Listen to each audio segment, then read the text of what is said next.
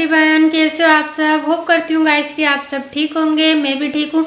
तो मैं फिर से लेकर आ गई हूँ फतरोड़ फैमिली के ऊपर एक और वीडियो। जी हाँ गाइस, फतरोड़ फैमिली के ऊपर ही मैं वीडियो अधिकतर बनाती हूँ, आप लोगों ने देखा है। और भी दूसरे क्रिएटर पर भी मैं वीडियो बनाती हूँ, लेकिन हाँ, मैं ज़्यादातर वीडियो अभी हाल फिलहाल फतरोड़ फैमिली पर ही बना रही हूँ। तो हमने फर्स्ट वाइफ का आज वीडियो देखा, ब्लॉग आया है उनका, मैंने देखा है गाइस। लेकिन चैनल पर पहली बार आए हो तो प्लीज़ चैनल को लाइक शेयर सब्सक्राइब करिएगा। और अगर मेरा वीडियो पसंद आया तो शेयर लाइक सब कुछ कर दीजिएगा यार, है ना। तो फर्स्ट वाइफ अपने घर पर, मतलब जहाँ पर वो पहले से रह रही है वहीं पर से उन्होंने एक ब्लॉग बनाया। ब्लॉग क्या बनाया कि उन्होंने एक एलईडी ली है, उन्होंने अपने बेटे के लिए, आरू के लिए एक एलईडी ली है फर्स्ट वाइफ ने, क्योंकि वो ऊपर वाले कमरे पर ऊपर फ्लोर है, एक कमरा ही है उसमें, एक ज़्यादा कुछ है नहीं, एक कमरा लेट बात बस यही है।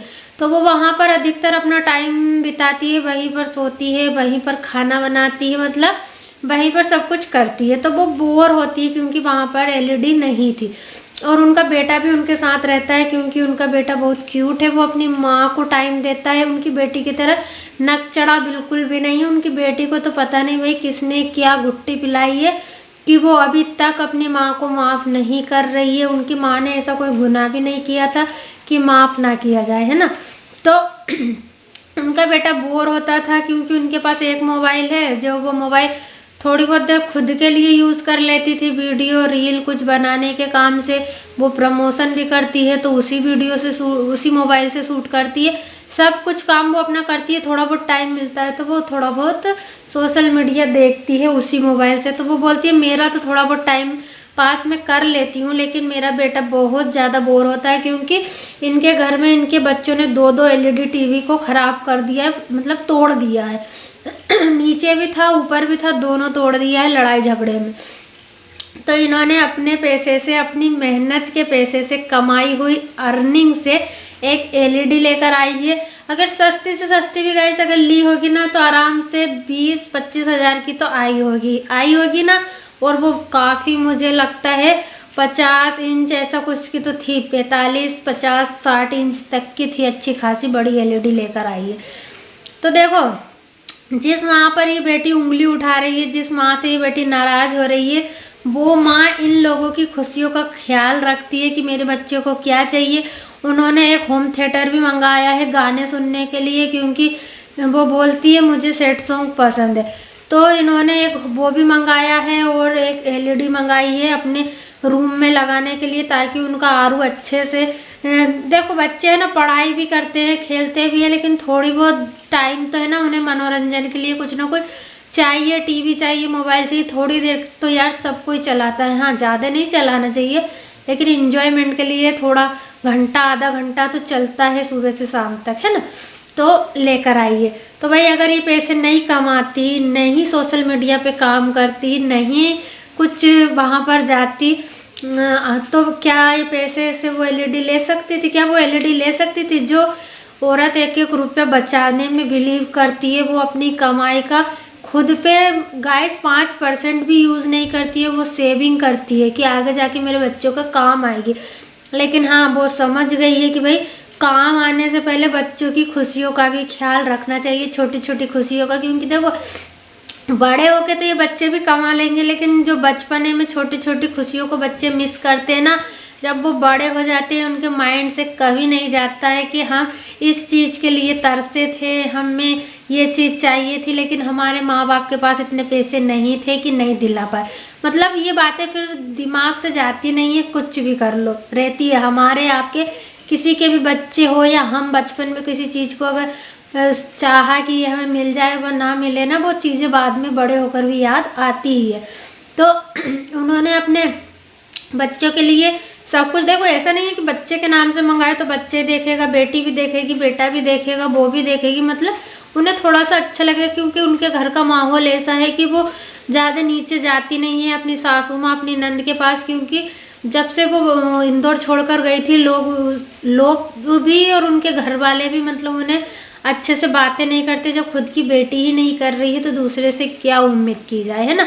और उन्होंने आखिरी में ये भी क्लियर किया कि किसी ने बोला था कि तुम झूठ बोलती हो कि हमारे यहाँ पे केक नहीं कटता है, हाँ मेरे यहाँ पर केक कटा है, लेकिन पहले नहीं कटता था, उन्होंने साफ क्लियर किया कुछ ऐसा कुछ हो गया कि उनकी बेटी का बर्थडे था और उनके परिवार में किसी के साथ कुछ गलत हुआ, तो तब से उनके दिमाग में एक डर बैठ गया है कि केक नहीं काटना चाहिए। जो परंपरा शुरू से आ रही थी केक नहीं काटने की, वो ही होनी चाहिए। उन्होंने बोला इतना कुछ केक काटने वाली इतनी बड़ी बात नहीं है, 200 250 500 में केक आ जाता है अच्छा से अच्छा, तो केक काटना कोई इतनी बड़ी बात नहीं है, लेकिन उन्होंने नहीं काटा है। वहीं पर गाइस हम आ जाते हैं सेकंड वाइफ के ऊपर। एक बात तो है, ये दोनों मुकाबला तो करती है टक्कर का, करने की कोशिश भी करती है, जैसे कि ये जो करेगी वो सेकंड वाली करेगी, सेकंड वाली करेगी वो फर्स्ट वाली करेगी। कंपटीशन तो इन लोगों में तगड़ा वाला है, क्योंकि ये माने या ना माने या एक दूसरे की नकल भी करेगी, कंपटीशन भी करेगी। पहली ने ये कर लिया तो सेकंड वाली बोलेगी मैं इससे बेटर करूँगी, और सेकंड वाली कुछ करेगी तो पहले भी कुछ तो मतलब नकल तो करते हैं एक दूसरे की, ये बात तो माननी पड़ेगी।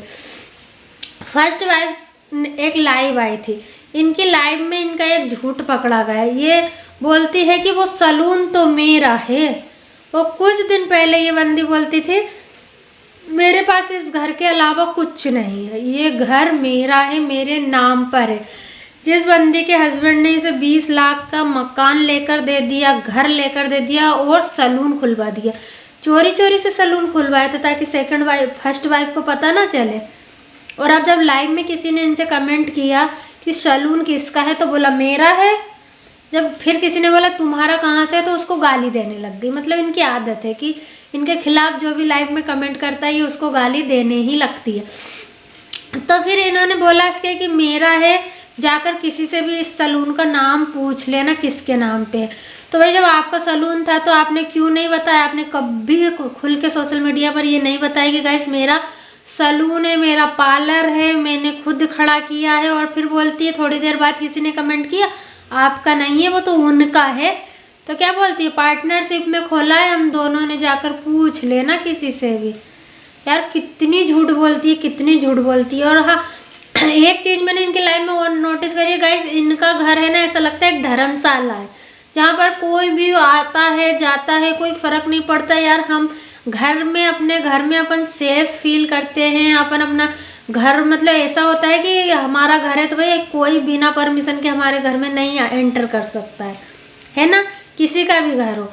और जॉइंट फैमिली रहती है उसकी बात अलग है, लेकिन अगर आप अकेले रह रहे हो कहीं पर भी और आप बोलते हो मेरा हस्बैंड भी मेरे साथ में नहीं रहता, तो अगर आप अकेले रहते हो तो आपका घर ऐसा धर्मशाला है कि कोई भी अड़ोसी पड़ोसी कोई भी आता है और आपके घर में घुस जाता है, आपसे मस्ती मजाक करने लगता है। ऐसा चलता है कि गाइस किसी के यहाँ पे गांव में माहौल अलग रहता है, शहर में माहौल अलग रहता है। देखो गांव में अड़ोसी पड़ोसी नहीं रहते हैं, गांव में परिवार रहता है, क्योंकि सब चाचा ताऊ ये सब अपने रिश्तेदार रहते हैं, मतलब परिवार के रहते हैं।